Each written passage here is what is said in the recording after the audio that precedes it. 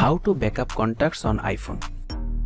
Losing your contacts can be a nightmare, but with a few simple steps, you can make sure that your contacts are always safe and sound.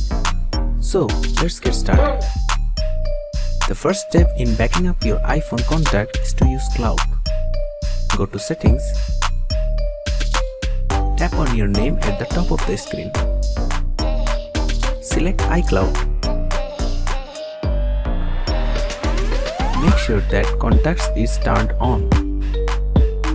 If it's not, toggle the switch to turn it on. If it's already on, then disable and re-enable it.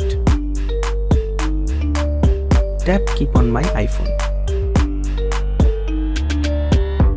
Then tap Merge.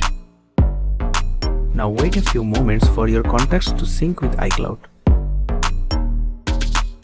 Done. If you are looking for more comprehensive backup solution, you can use a third-party app to backup your contacts. There are many apps available on the App Store that can do this, but we recommend using a trusted app like My Contacts Backup. Thanks for watching, and don't forget to like and subscribe for more helpful videos.